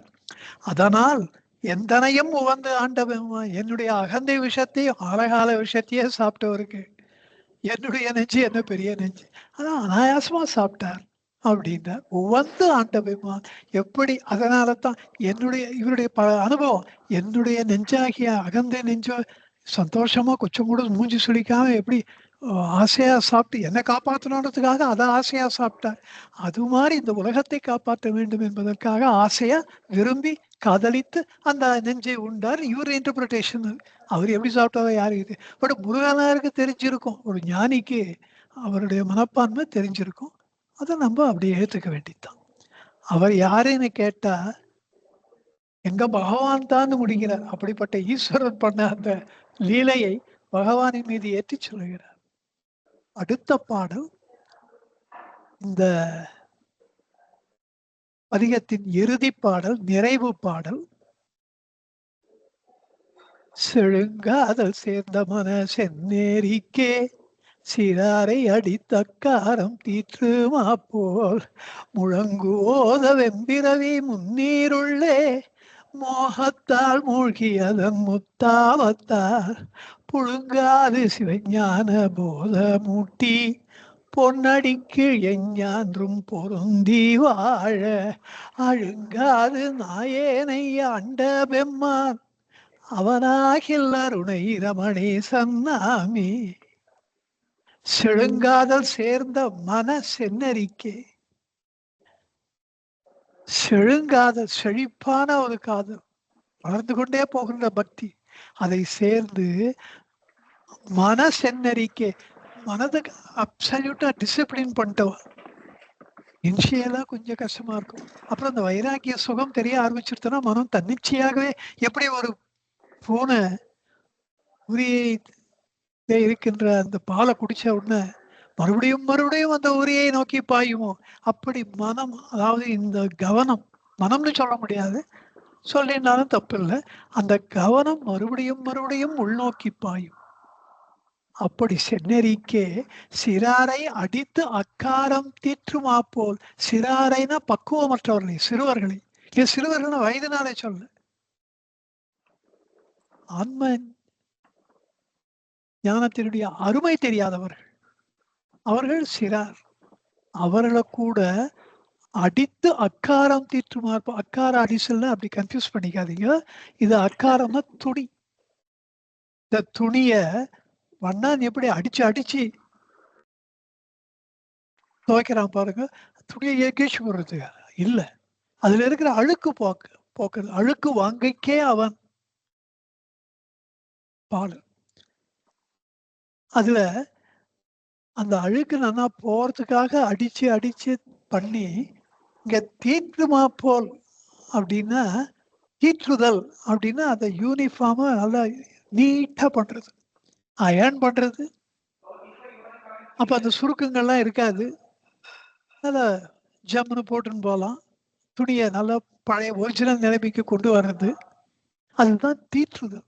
அக்காரம் தீற்றுமா போல் அடிச்சு அடிச்சு துவைச்சி அப்புறம் ஒரு ஹீட்டை வச்சு அதை அயர்ன் பண்ணி பண்றாப்புல இந்த சிறுவர்களை அவர் துணிய சில சமயம் அவர்கள் வேண்டுவதை கொடுத்து ஊக்குவிப்பார், சில சமயம் வேண்டுவதை மறுத்து கொடுக்காம துடிக்க வச்சு கஷ்டப்படுத்தி அவர்களுக்கு உள்ள பொருளை உணர்த்துவார். அப்படி போல முழங்கு ஓத வெம்பிறவை முன்னீருள்ளே. ஓதம்னா வெள்ளம், முழங்கு ஓதனா அப்படியே பாய்ந்து சீறி பாய்கின்ற வெள்ளம். அப்படிப்பட்ட வெம்பிறவி, கொடுமையான இந்த பிறவி முன்னீருள்ளே. முன்னீர்னா கடல், ஆற்று நீர், ஊற்று நீர், கிணற்று நீர், நிலத்து அடிநீர், இந்த 3 நீர்கள், இந்த மழை நீர், கிணற்று நீர், கிணத்துக்கு அடியில நிலத்துக்கு அடியில இருக்கின்ற நீர், இது இந்த முன்னீர் எல்லாமே கடல்ல போய் சேர்றதுதான் இந்த முன்னீர்னு. அதனால்தான் கடலுக்கு பேரு. வெம்பிறவி முன்னீர்னா வெம்பிறவி கடல். அது உள்ளே மோகத்தால் மூழ்கி தன் முத்தாபத்தால், இந்த அகந்தை மோகம்னா குழப்பம், இந்த மோகத்தால் மூழ்கி தன் முத்தாபத்தால், முத்தாபம்னா நிறைய பார்த்துருக்கோம். ஆதி தெய்வீகம், ஆதி பௌதீகம், அத்தியாத்மிகம், இதெல்லாம் உங்க எல்லாருக்கும் தெரியும். முத்தாபம்னா என்னன்னு தெரியும். அதுல புழுங்காதுன்னு அப்படியே சஃபகேட்டிங், அது ரொம்ப கஷ்டம். சஃபகேட்டிங்கா இருந்தா ரொம்ப கஷ்டம், அதுதான் புழுங்குறது. அப்படி புழுங்காது கஷ்டப்படாமல் இந்த வெண் தாபத்தால், முத்தாபத்தால் புழுங்காது சிவஞான போதமூட்டி பொன்னடிக்கீழ் எஞ்ஞான்றும் பொருந்தி வாழ. சிவ ஞான போதத்தை எனக்கு உள்ளே பாய்ச்சி ஊட்டி விட்டாராம் பகவான். பொன்னடிக்கீழ் எஞ்ஞான்றும் பொருந்தி, எப்போதும் அந்த திருவடி. அதாவது ஞானியோ நிழலை விட்டு நீங்கான், புத்திசாலியா இருக்கவும் மரத்தின் நிழலை விட்டு போகமாட்டான். அது அந்த புத்திசாலித்தனம் இல்லாதவன் வெளியில போவான். அப்புறம் வெயிலுடைய கொடுமைக்கு ஆற்றாமையினால ஐயோ முடியல தாங்கலன்ட்டு கஷ்டப்பட்டுட்டு திருப்பி நிழலுக்கு வரும், மரத்தடிக்கு வருவான். அப்படி பண்ணாம எஞ்ஞான்றும் அந்த பகவானுடைய திருவடி ஆகிய ஆன்ம பதத்திலே பொருந்தி வாழ. அழுங்காத நாயேனை ஆண்ட விமானம், அழுங்காதுன்னு அழுகி போதும், நான் அழுகி போகாம. இந்த நாயேனை எனக்கு கொஞ்சம் கூட தகுதியே கிடையாது, நாய் போன்றவன். அப்படிப்பட்ட என்னை பகவான் ஆண்டு கொண்டார். அவர் யார் என்று கேட்பீராகில் அவனாகில் அருணை ரமணேசனாமே. பகவான் தான் இவ்வளையும் இத்தனையும் எனக்கு செய்து முடித்தார். இந்த கடைசி பாட்டுல எவ்வளவு பெரிய ஞானத்தை வச்சிருக்கார் பாரு. அந்த செழுங்காதல் சேர்ந்த மனசென்னறிக்கே, அந்த ஒரு வார்த்தையிலையும் ஒரு எழுத்துலையும் it's so pregnant with meaning. சிறாரை, அதுக்கு தனி மீனிங். அடித்து அக்காரம், அதுக்கு தனி மீனிங். ஈற்றுதல், அதுக்கு ஒரு தனி மீனிங். முழங்கு ஓதம், ஓதம்னா ஓதாடி தூய தமிழ், அதுக்கு வெள்ளம்னு பேரு. வெம்பிறவி கடல்னு சொல்லாம முன்னீர் உள்ளே. அப்புறம் முத்தாபம், முத்தாபத்தெல்லாம் எவ்வளவு எக்ஸ்பிளைன் பண்ணலாம். ஆதி ஆத்மிகம், ஆதி அத்தியாத்மிகம், ஆதி பௌதீகம், இந்த 5 பூதங்களினாலே வருவது. அத்தியாத்மிகம் தானே வர வைத்துக் கொள்வது. ஆதி பௌதீகம் இயற்கை, ஒரு சுனாமி, ஒரு வெள்ளம், ஒரு ஒரு எபிடமிக்கு, இப்படி எல்லாம் நிறைய. அதுக்கு முத்தாபத்தை எக்ஸ்பிளைன் பண்ணோம்னா it requires a separate class. அவ்வளவு மீனிங் இதுல. புழுங்காது, அது ஒரு தனி மீனிங். அதை அனுபவிச்சவாளுக்கு தான் தெரியும் புழுக்கம்னா என்ன. மூச்சு விட முடியாது. சிவஞான போதம் ஊட்டி, அந்த சிவஞான போதத்தை அங்க கொண்டு வர என்ன எனக்கு பகவான் கொடுத்தார்? சிவஞான போதம். பொன்னடி கீழ் நானும் பொருந்தி வாழ். அது கொடுத்தது மட்டும் இல்லை, அதை விட்டு இந்த விலகாம பார்த்துட்டா அது எவ்வளவு முக்கியமான விஷயம். அதை தவிர அழுங்காது, இப்படி எல்லாம் பண்ணதுனால நான் அழுகி போகாமல் என்னை காப்பாற்றினார். அப்புறம் கடைசியில நாயே, இதுக்கெல்லாம் அத்தனைக்கு அங்க கொஞ்சம் கூட தகுதி இல்லை, அதுக்காக நாயேனை என்றார். இப்படி தன் மனதிலே இருக்கின்ற அந்த ஆற்றாமையை, அது பகவான் தனக்கு பண்ண அந்த ஒரு பெரும் கருணையை எப்படியெல்லாம் சொல்லி முடிச்சிடணும். இது கடைசி பாட்டா இருக்கேன்னு அத்தனையும். அதாவது ஒரு ஊமை பெண் ஒருத்தி நல்ல மல்கோவா மாம்பழத்தை சாப்பிட்டுட்டு அது சொல்லணும் தன்னுடைய தோழிக்கு, இது எவ்வளோ ஸ்வீட்டா இருக்கு தெரியுமான்னு சொல்ல முடியாம தவிப்பா இருப்பா இல்லையா? அப்படி தவித்து போகிறார் முருகனார். பகவான் தனக்கு அருளி 9 பாட்டுல சொன்னத அதுக்குள்ள ஒரு பீக்ல போய் ரீச் பண்ணி சொல்றார். ஆச்சரியம் இல்லையா? இதெல்லாம் தான் தமிழ். அவருடைய மனப்பான்மை புரியணும். அவருடைய அந்த ஆட்டிடியூட் அண்ட் டெம்பரமெண்ட், அவருடைய மன இயல்பு எப்படியெல்லாம் 9 பாட்டுல ஒரு பாட்டுலையும் பகவான் இப்படிலாம் எனக்கு பண்ணார், அப்படிலாம் பண்ணார், இதெல்லாம் சொல்லிட்டே அது கடைசியில மற்ற விஷயத்துக்கே போல தன்னை பற்றியே பேசுகிறார். அந்த ஒரு பெருங்கருணையை சொல்ல முடியாம தவிச்சு போனார். அத்தனையும் நம்மால் இந்த ஒரு பாடலிலே உணர முடிகின்றது. அவருடைய அந்த தாபம், பகவான் பண்ண அந்த ஒரு பெருங்கருணையை உள்ளபடிக்கு சரியாக வார்த்தைகள வர்ணிச்சு பண்ண முடியலையே. கடைசியில இந்த 10வது பாட்டுக்கு வந்துட்டோமே, இது அதுலயும் முழுசா சொல்ல முடியலையே. அப்படிப்பட்ட ஒரு ஆற்றாமை பக்தனுக்கு தன்னுடைய தலைவனுடைய பெருமைகளை சொல்றதுன்னா எப்படியெல்லாம் என்னை காப்பாத்தினான்னு சொன்னா அதுக்கு ஒரு முடிவே இல்லைன்னு அப்படி தவித்து போகிறார் முருகனார் இந்த 10வது பாடலிலே. இப்படி இந்த அருணை ரமணேசன்னா எப்படிப்பட்ட ஒரு விஸ்வரூபம். தலைப்பும் எப்படி கொடுத்திருக்கார், அருணை ரமணேசன், அருணாச்சலத்திலே எழுந்திருக்கின்ற எங்கள் பகவான். கேட்கறதுக்கு ரொம்ப சிம்பிளா இருக்கு. அதனுடைய உள்ள போக பாட்டுக்கு பாட்டு உள்ள போக அவனாகில் அருணை ரமணேசன் நாமே, அவனாகில் அருணை ரமணேசன் நாமே என்றார். எப்படிப்பட்ட ஒரு ஒரு புல்லரிப்பு, ரோமாஞ்சனமாதல், மயிர்கூர் சரிதல், வார்த்தைகளை சரியான வழியில வெளிப்படுத்த முடியலையேன்ற ஒரு பெரும் தவிப்பு அத்தனையும் இதில் பார்க்கின்றோம். இந்த சன்னதி முறையிலேயே எனக்கு ஒன் ஆஃப் த பெஸ்ட் பதியம்ஸ். நீங்க மறுபடியும் இதெல்லாம் ஒரு வாட்டி படிச்சு பார்க்கணும். பகவானுடைய ஒரு பெருங்கருணை நம்ம ஒரே நாள்ல முடிக்காம 5 பாட்டா பண்ணதும் நல்லதுக்கு தான். So that we will be able to appreciate, the more the mind dwells in a thing, it is able to enjoy it better. அதான் விஷயம். கடைசியா அப்பர் பெருமானுடைய இதை பார்க்கலான்னு சொன்னேன். முதல் 2 பாடல்களை பார்க்கிறோம். இப்போ பகவானுடைய சன்னதி முறையை படிச்சுட்டு அப்பர் பெருமான் துவா ரொம்ப கஷ்டம், புரியாது, அப்படிலாம் நம்ம ஒரு இமேஜின் பண்ணிட்டு இருப்போம். முதல் இது திரு அதிகை வீரட்டானம். இறைவன் எப்படிப்பட்டவர் என்று அடையாளப்படுத்துவதனாலே அடையாள திருத்தாண்டகம் என்று சொல்லப்படுவது. இறைவனுடைய ஈஸ்வரனுடைய அடையாளங்களை ஒன்னொன்னா சொல்றாரு பாருங்க. சந்திரனை மாகங்கை திரையால் மோத, சந்திரனை அவர் ஒரு பக்கத்தை முடியல சந்திரனை வச்சுட்டு இருக்கார், இன்னொரு பக்கம் கங்கையை வச்சுட்டு இருக்கார். திரைனா அந்த வெள்ளம், அலை, அலை சீரிப்பாய்கின்ற அலை சந்திரனை போய் பார்க்கறதான். சடா மகுடத்து இருத்துமே, இப்படி சந்திரனையும் கங்கா தேவியும் தலையிலேயே வச்சுட்டு இருப்பாரு.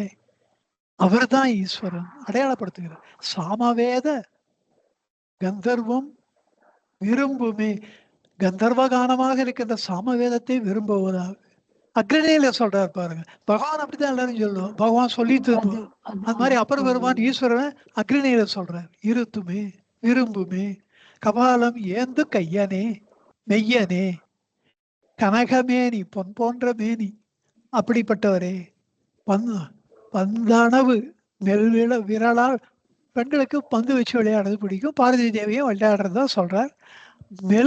மென்மையான விரல்களுடைய அந்த உமாதேவியினுடைய உமை பங்கன் ஆகுமே, மாதொரு கூறன் ஆகுமே, அம்மையப்பன் ஆகுமே, பசு ஏறுமே, ரிஷபவாக பரமயோகியாமே, ஐந்தலைய சுணம்னா நிறைய பேருக்கு இது ஒண்ணுதான் கொஞ்சம் டஃப்பான வார்த்தை, கொஞ்சம் கஷ்டம் தான். இதுதான் சுணம்னா பாம்பு, மாசுணம்னா பெரிய பாம்பு. 5 தலைகளையுடைய ஒரு பெரிய பாம்பை கொண்டு அரைக்கு ஆர்க்குமே, இடுப்புல கட்டிக்குமே. ஏன்னா நாகாபரணம் இல்லையா, கையில, கால்ல, இடுப்புல எல்லாத்துலயும் பாம்பு கட்டிட்டு இருக்க. அவனாகில் அதிகை வீரட்டன் நாமே. ஏதாவது கொஞ்சமாவது புரியலன்னு சொல்றதுக்கு ஏதாவது இருக்கா? அதனால தான் எதுக்கு சொல்றேன்னா, நீங்க தேவாரம் எல்லாம் படிச்சு பார்க்கணும். அப்பர் பெருமாந்து முக்கியமா. ரொம்ப எளிமையா இருக்கும். ஆனா அர்த்தம் அப்படியே நம்ம அள்ளும். அந்த நாவுக்கு அரசர்னா அவருடைய பெருமை பிடிபடும். ஏறி ஏறி ஏழு உலகம் மொழி தருதல்னா திரிதல். ஏறுன்னா ரிஷபம். ஏறி ஏழு உலகங்களையே திரிந்து கொண்டிருப்பாரு. எங்க வேணா போவாரு, எப்படி வேணா இருப்பாரு. ஆண்டி தானே. இமையவர்கள் தொழுது ஏத்த இருக்கின்றானே. தேவர்கள்லாம் போற்றி போழ்கின்றார்கள். பாரியேடு பருதலையில் பலி கொள்வானே. இது கொஞ்சம் கொஞ்சம் டஃப். எப்படின்னா, பாருன்னா நிறைய பேருக்கு தெரியாது. பருந்து. ஏறுன்னா அது ஏறும். அது பார்சிஸ் நீங்க பார்க்கணும். அவ வந்து செத்த உடலை பிணத்தை செத்துட்டா அதை ஒரு மாடியில போட்டுருவோம். அங்கே கழுகுகள் வந்து சாப்பிட்ரும். அதுக்கு எல்லா கொழுப்பையும் கொஞ்சோட பெக்க வைக்காம சாப்பிடும். எலும்பு கூட தான் இருக்கும். கடைசியில் எலும்பு தான் இருக்கும். அதை எடுத்துன்னு வந்துடுவோம். அதாவது அதை உயரிக்கிறது ஏதோ ஏதோ டிஸ்போஸ் ஆஃப். இப்போ படு தலையில்னா தலையில மேதஸ்னு ஒரு கொழுப்பு இருக்கு. அந்த கொழுப்பு ரொம்ப டேஸ்டா இருக்கும்னு அந்த பறவை சாப்பிடும். ஜென்ரலா அதான் சொல்றார். பருந்து ஏறு படுதலையில். அப்படி பருந்து வந்து ஆசையா வந்து உட்காந்து சாப்பிடுற அந்த அதுதான் கபாலம். அந்த கபாலத்துல பலி கொள்வானே. அந்த கபாலம் ஏந்தி வீடு வீடா போய் பிச்சை எடுக்கிறானே. படாரவன் தடமார்பில் பயில்வித்தானே. படம் எடுக்கும் அரவத்தை பாம்பை தன் மார்பிலே வச்சிருக்காரே. நீரு ஏறு செடும்பவள குன்று ஒப்பானே. நீருன்னா விபூதி, திருநீர். அது செம்பவள குன்று போல அவருடைய மேனி வக்களமா இருக்கு. அதுல விபூதி பூசி கொண்டிருக்கிறாரே. நெற்றி மேல் ஒற்றை கண் நிறைவித்தானே. நெற்றிக்கண்ணனாக இருக்கின்றானே. ஆறு ஏறு சடைமுடி மேல் பிறை வைத்தானே. ஆறு ஏறு கங்கை ஏறி உட்கார்ந்து கொண்டிருக்கிற முடி மேல பிறை வைத்தானே. பிறை சந்திரனை வைத்தானே. அவனாகில் அதிகை வீரட்டன் நாமே என்று சொன்ன மூணாவது ஒண்ணு பார்க்கலாம். உங்களுக்கு எவ்வளவு சுலபமா இருக்குது. எந்த அளவு நீங்கள் இந்த சன்னதி முறையை படிக்கிறதுனால அந்த எஃபெக்ட் உங்களுக்கு இத்தனை நாள் நீங்க ஃபீல் பண்ணியிருக்க மாட்டீங்க. அதை சொல்லான்னு. முண்டத்தின் பொழிந்து இளங்க நெற்றியானே. முண்டம்னா கழுத்தை வச்சுன்னா தலைதான் முண்டம். அது பொழிந்து இளங்க நெற்றியானே. அவருடைய நெற்றி அகலமா இருக்கான். அது சுடர் விட்டு பிரகாசிக்கிறதான். அப்படி அந்த சுடர் விட்டு பிரகாசிக்கின்ற அந்த நல்ல ஒரு பரந்த நெற்றி, அது பாலம். அது வந்து அப்படிப்பட்ட நெற்றியை தலையில உடையவரே. இது இன்னொரு அர்த்தமும் சொல்லலாம். முண்டம்னா அந்த கங்காணம், முண்டம் இதெல்லாம் பிரமர்கள் நிறைய. பிரம்மா போயிட்டா, அவ போயிட்டோன்னா அவளுடைய கபாலத்தை மாலையா அணிஞ்சிக்கிறார் ஒரு புராணம். அதுக்கு சொல்றதும் உண்டு. கபாலம் மாலைய கபாலங்களை மாலையாக தொடுத்த அணிந்து கொண்டிருக்கின்ற அப்படிப்பட்டு இருக்கிறேன். ஆனா அது பொருந்தல. அதெல்லாம் தமிழ் அறிஞர்கள்லாம் சொல்லியிருக்கா, நானும் கேட்டிருக்கேன். ஆனா எனக்கெனும் இந்த சிம்பிளா பார்க்கறது நல்லது.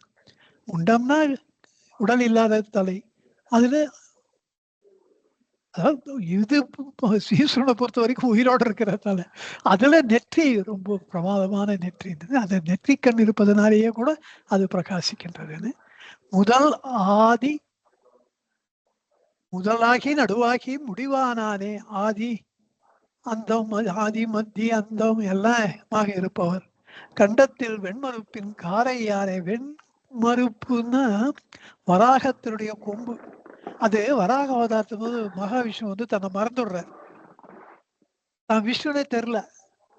அப்போ ஈஸ்வரன் போய் அவரை ஞாபகப்படுத்துறதுக்கு வயத்தை கிழிக்கிறார். அப்போ அந்த கொம்பு அவருக்கு கண்டத்துலன்னா அவருக்கு கழுத்துல படுறது. அப்போ அதை தான் சொல்றார். அப்புறம் விஷ்ணு எல்லாம் வந்துடுறார். தன்னை உணர்ந்துக்கிறார், நம்ம வராகம் இல்லைன்னு. அப்புறம் 2 பேரும் வைகுண்டத்துக்கு போனான்றது புராணம், பாகவதம். கண்டத்தில் வெண்முறுப்பின் காரையானை.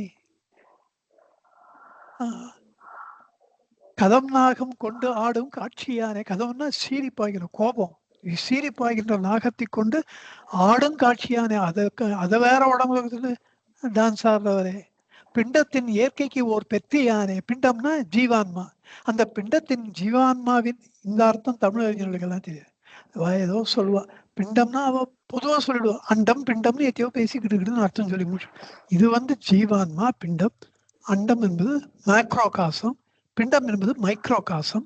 இதுல அதனுடைய இயற்கை, பிண்டத்தினுடைய இயற்கை எப்படி இருக்குன்னா, எலக்ட்ரான் ஒரு புரோட்டான் இருந்து அதை சுத்தி எலக்ட்ரான் வரா மாதிரி சூரியன் புரோட்டான் ஆகும், அதை சுத்தி கோள்கள். அண்டமும் பிண்டமும் ஒன்னா இருக்கு. பிண்டத்தின் இயற்கைக்கு ஒரு பெற்றின தன்மை உடையவனே. அண்டத்துல இருக்கிற இதே ஈஸ்வரன் தான் பிண்டத்திலே இருக்கார். அப்படிப்பட்ட தன்மையை உடையவர்னு அர்த்தம்.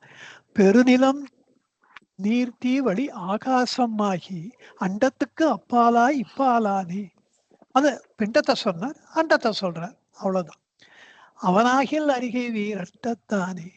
இப்படிப்பட்டவர் எங்கள் வீரட் ஈஸ்வரன். இந்த திருவதிகை வீரட்டானத்திலே, வீரஸ்தானம்னு உங்களுக்கு தெரியும், ஈஸ்வரன் 8 இடங்களிலே சக்தியை வெளிப்படுத்தினார். அத அஷ்ட வீரஸ்தானம், அது தமிழ் படிக்கினா அட்ட வீரட்டானம்.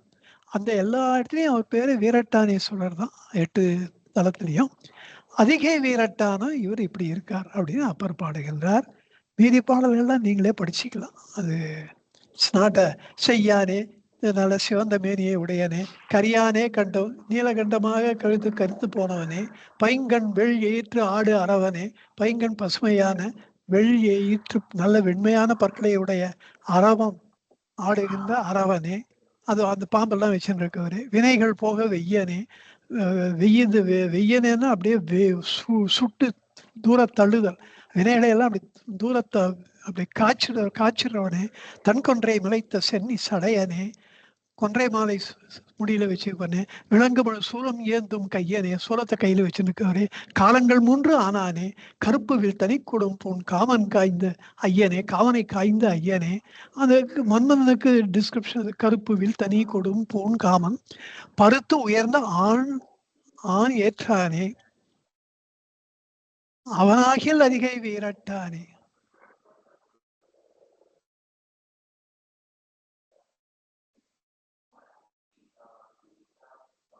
ரிஷபத்தை சொல்ற, பருத்து உயர்ந்த காளை ஏற்றானே, ஆண் ஏற்றானே. அப்ப ஏற்றை உடையவன் ஏற்றான். இப்படி ரொம்ப சுலபமா இருக்கும் உங்களுக்கு இதெல்லாம் படிக்கிறதுக்கு. நிறைய பதிகங்கள் அப்பர் பெருமான் ரொம்ப இனிமையா இருக்கும், சுவையா இருக்கும். உங்களுக்கு எப்ப டைம் இருக்கோ படிச்சு பாருங்க என்று சொல்லி, இந்த அளவுக்கு இப்படி ஒரு தமிழ் இன்பம், சொல்லின்பம், பொருள் இன்பம், இப்படி அருணை ரமணேசன் இன்பம், அப்படியெல்லாம் நம்மை மூழ்க வைத்த பகவானுக்கு நன்றி கூறி இந்த வகுப்பை நிறைவு செய்கிறேன். அடுத்த வெள்ளிக்கிழமை நாம் வேறு ஒரு சுவையான ஒரு பதிகத்தை எடுத்துக்கொள்ளலாம்.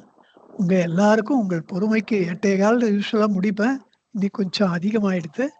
உங்கள் பொறுமைக்கு நன்றி, சந்தோஷம். நமோ ரமணாய நமோ ரமணாய நமோ ரமணாய நமோ நமோ நமோ ரமணாய நமோ ரமணாய நமோ ரமணாய நமோ நமோ. सर्वे जना सुखिनो भवन्तु, लोका समस्ता सुखिनो भवन्तु, सर्व